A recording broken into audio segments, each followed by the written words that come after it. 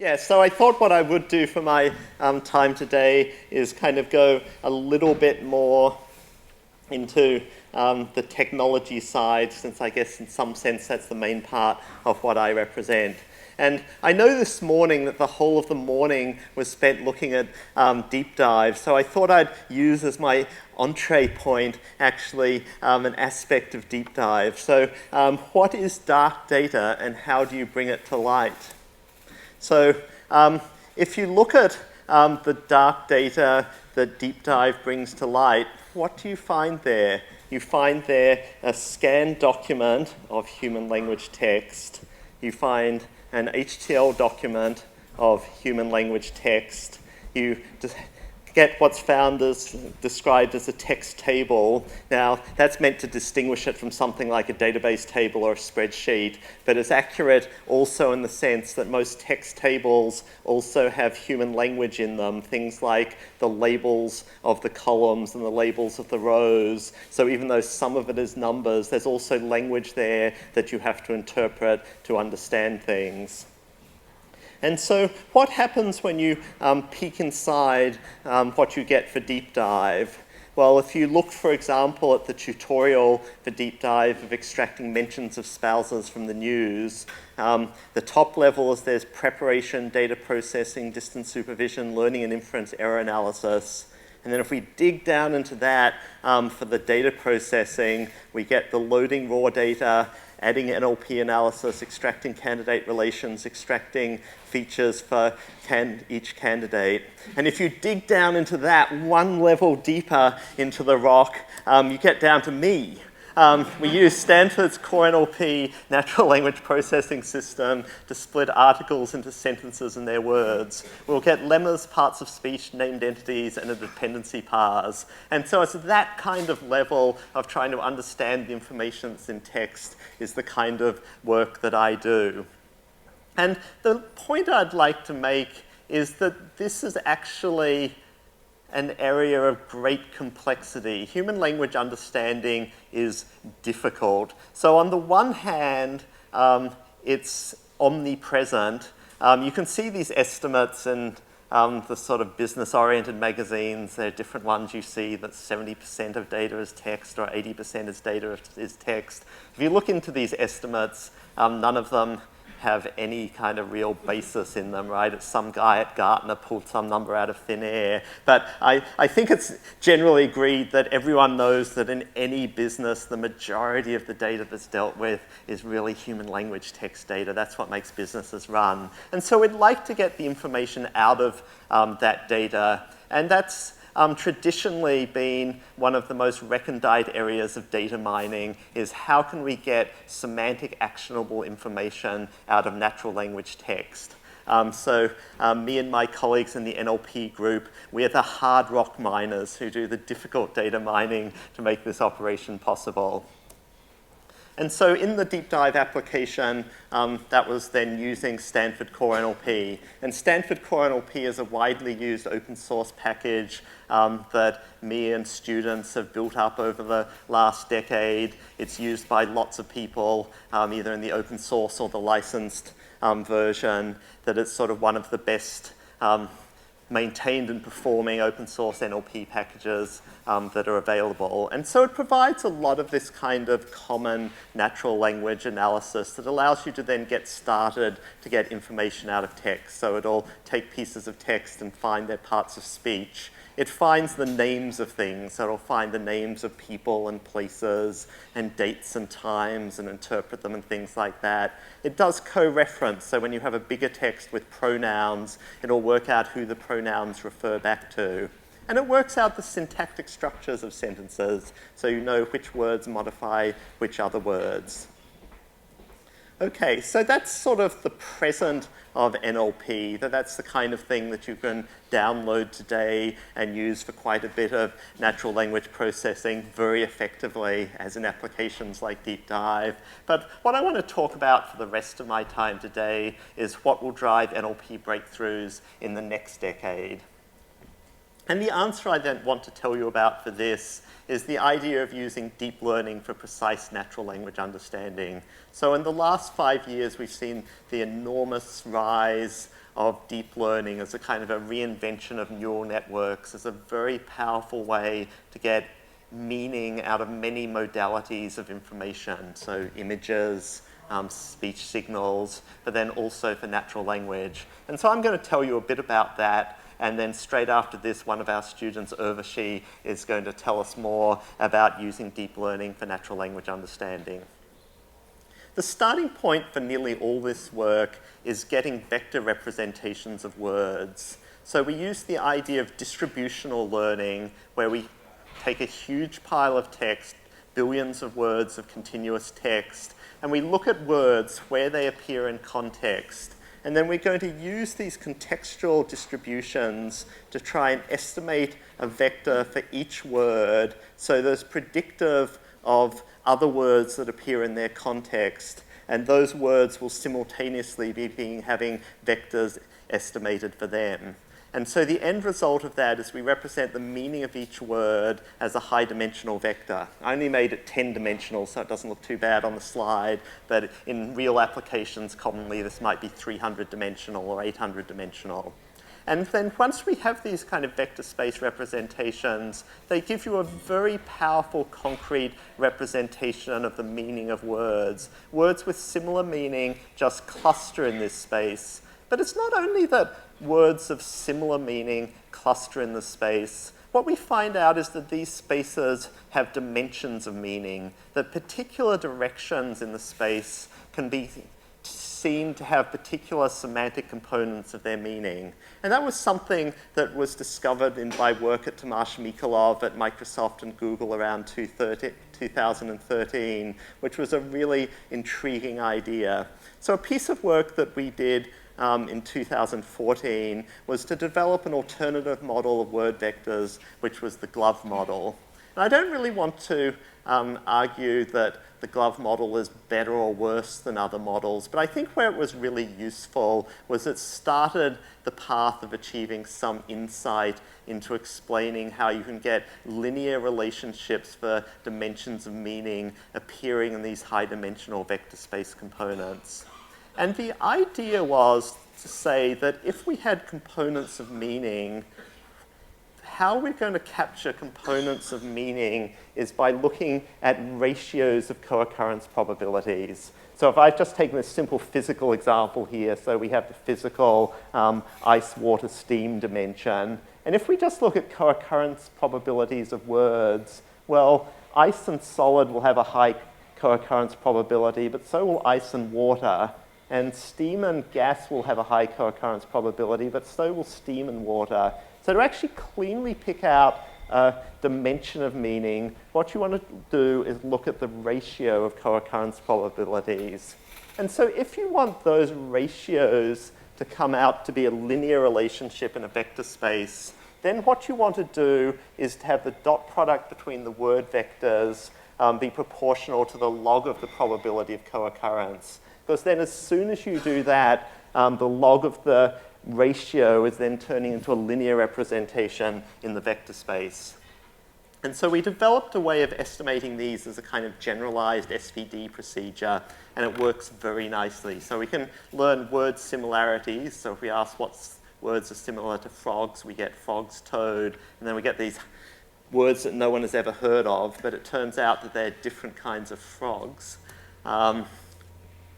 But we also get these wonderful linear relationships. So here's one of the classic ones that Mikolov showed, how you get a dimension of meaning that represents gender. This is just doing a two-dimensional projection of a high-dimensional space. But you also get lots of more interesting semantically contentful one. So you also get a dimension of meaning, which is between companies and their CEOs.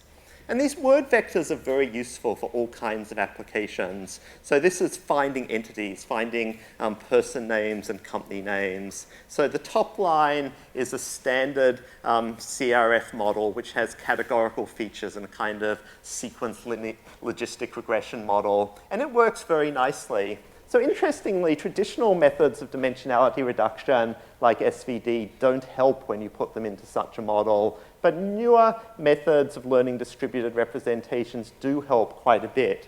And what's especially interesting is in the real world, normally you're not dealing with test data that's similar to your training data. And if you then look at transfer to different domains, different kinds of text, although all models degrade, you find that the models that use these kind of distributed representations degrade much less.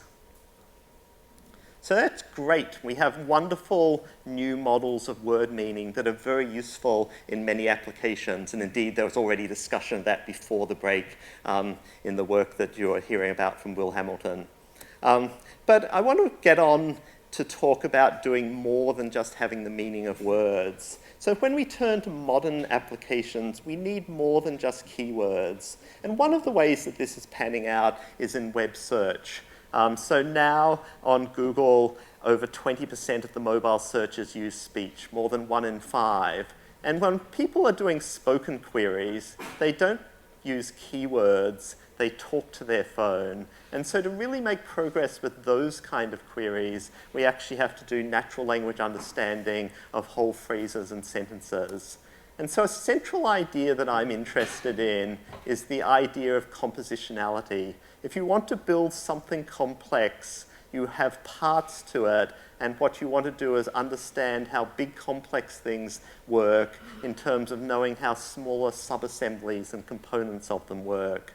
And so I've been especially interested in looking at deep learning models that are then representing larger units of language and understanding their meaning.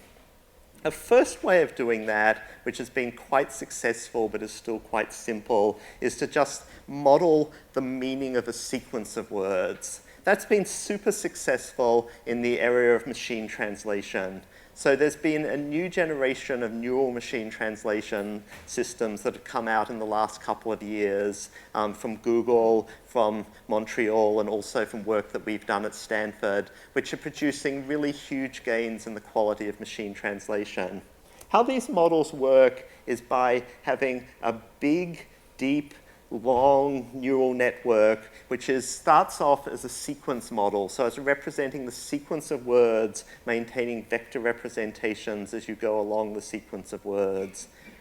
And so we can represent, as we build along, that these hidden vector representations build up a meaning of the sentence prefix up to a certain point, and that continues along. And you can simply, once you get to the end of the source sentence, start generating a target sentence, and that's worked reasonably well. But what people have found is you can do much better again by actually modeling something more like a human being does and say, well, when you're translating a sentence, it would make sense to look back at the source sentence and look at different parts of it and work out how to translate those on demand. And so that's referred to as the idea of attention. And if you learn where to pay attention when translating a sentence, you're essentially learning which words in the target are aligned with words in the source, that they translate them. And so using these ideas have led to very big improvements in machine translation quality. So here's some results from a competition last year of spoken language translation. So these are TED Talks, and so they're TED Talks in English. They're being translated into German. And so several of these universities are among the top people in machine translation. Edinburgh in particular often wins machine translation competitions. But you can see that our neural machine translation system is producing over a 25% error reduction on human judgments of translation quality because these neural representations of meaning are just more powerful models of meaning and context of understanding whole sentence meaning than the kind of models that preceded them. Here's one example of a translation. Okay, but to someone who's interested in human language, even modeling the meaning of a sequence of words up to a certain point seems kind of primitive. And I've been very interested in modeling more of the structure of languages. And one of the ways we often do that is using these kind of dependency parse structures of sentences, where we have a verb like has, and we say what's its subject, what's its object, and relationships like this. This more linguistic project is actually one I've been putting a lot of time into lately. So I've been involved in this group that's trying to develop this idea of universal dependencies. And the idea of that is essentially that for word-level technology, it's actually easy to roll it out in different languages. You need to do a bit of work with normalizing word forms, but it's pretty easy. But for sentence understanding technology, a lot of the time that the technology for that has been done completely separately for each language. And that's why you find that for a lot of the higher level natural language understanding applications, things like Google Assistant or Siri, that they're only available in a handful of languages because it's so much work to do each individual language. So universal dependencies is trying to make that easier by providing a linguistically good and common across languages representation of the structure of sentences. And so we're then using these ideas to build models, parsers, that find the detailed structure of sentences. So my student Danshi Chen pioneered the approach that we could use a neural network inside a greedy shift-reduce parser to give a much better model of how to parse sentences that's also very fast. So the situation previously had been that there had been some fast, greedy parsers that could parse large amounts of text very quickly, and that there were then some better parsers that were sort of 2 orders of magnitude slower, or even better and even slower. But using the benefits of the neural network representation of meaning with the same kind of efficient, greedy parsing, that you're almost always able to make good decisions. And so Danshi's parser was able to be as good as the very best parsers, while actually faster than conventional greedy parsers, because it turns out that with modern machines, you can do vector operations more quickly than you can calculate categorical features.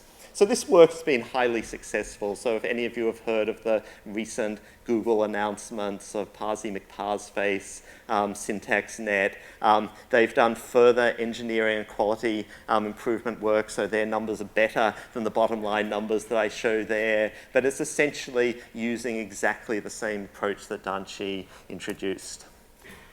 Okay, the last thing I want to talk about is an example of an application where we want to make use of the structure of sentences. And so this is the application of sentiment analysis. So there are many, many startups and big companies that offer various products for sentiment analysis. For the vast majority of those products, you start off with an eloquent piece of prose. I love this movie. It's sweet but with satirical humor. The dialogue is great and the adventure scenes are fun. And what happens is the piece of software turns that into a bag of words that loses all of this beautiful prose that the humanities major spent lots of time crafting for human readers who will appreciate it. And well, once you've got that bag of words, it just gets turned into a vector of counts like this. And then the machine learning people are ready to deal with it. But the problem is that these models are very primitive because they lose all the more sophisticated components of natural language meaning. So, for instance, if you have the sentence, white blood cells destroying an infection, that's good. But that's got exactly the same words in it as the sentence, an infection destroying white blood cells, and that's bad, right? You don't get all the subtleties of meaning of sentences if you don't actually know the structure of sentences. It's not that the bag of words doesn't work at all. If you've got a bag of words and it says, terrible, awful, boring, you sort of know it's bad. So you can get some distance with the bag of words, but there's a lot of things that you lose and a lot of things go wrong. Here's sort of a neat little thing that HuffPost observed. A Huffington Post writer observed that every time Anne Hathaway appeared in a movie that was well reviewed, the shares of Berkshire Hathaway went up. And that shows you've got sort of bag of words models at work in people's automated trading systems. So they see Hathaway and good, and you're in business. It goes up quite substantially. After Bride Wars opened, their shares went up 2.6%. So keep an eye on the movies coming out, and you too can make a profit. So what we've been interested in is, well, can you do sentiment in a much better way where you actually understand sentence structure? So here we're looking at the sentence structure of a sentence, there are slow and repetitive paths, but it has just enough spice to keep it interesting. And the model is able to work out, and this is a recursive neural tensor network model, that the first part of the sentence is quite negative, the second part of the sentence is positive, and then when you put them together, what the human being is intending is this is actually a positive comment on the movie. And so these kind of models can actually get things right that bag of words models can't get right. So one case is when you get double negations. It's definitely not dull. When it's definitely not dull, that means it's sort of actually mildly positive. It's not awesomely good, but it's basically positive. And this model can capture that, where in all of the standard models of sentiment analysis, dull is negative, not is negative too. You know, if you just use the word not, you sound negative, regardless of what you're saying. So you just get negative, negative, and it gets more negative. And so that's a model that we've been interested in applying. In even more recent work, we've then sort of upgraded that further by using some of the coolest new ideas of neural networks. So one of the very successful ideas of recent neural network work is this idea of LSTM units, long short-term memory networks, which have been a better way of preserving context in these models, and they're used everywhere in a lot of the models you see now, like the machine translation models, speech recognition models. So we've done work in trying to see how that model could be extended into a tree-structured model so we can still be capturing the meanings of sentences. And so we've got a new model that does that, which is then continuing to push the numbers upwards. So this was our recursive neural tensor network model, and we sort of, other people started beating us, so we've come up with this new idea that's sort of pushing the results up even further. That's all I've got time for right now, but I hope that's given you some sense of some of the kind of work that we do in the, down in the hard rock mining of the natural language processing group. Thank you.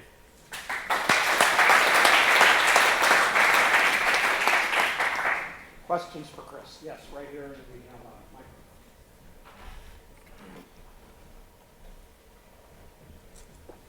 a microphone. Professor Manning, 5 years ago you published a paper about regarding the fundamental problem, like part of speech tagging. You mentioned that from 97% to 100% is quite hard, and you suggest improving on the linguistic resources or curation. So in the past 5 years, the landscape of methodology has changed. So what's your view now?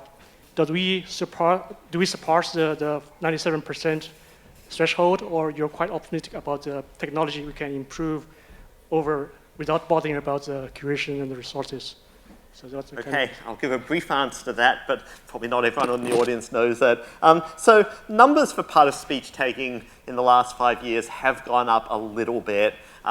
And that again comes from deep learning models. People have applied neural networks to part of speech tagging. I mean, they've sort of only gone up a little bit. It's kind of in this sort of space if it's gone from 97.4 to 97.6. So I think in terms of the larger point of that paper, that a lot of what's left in that gap isn't something that's just a matter of better machine learning, but is understanding more in a representational way of word meaning and word classes, and actually kind of as Will was talking about, words change over time, right? Words aren't constant, they're fluid things, that those points are still well alive today.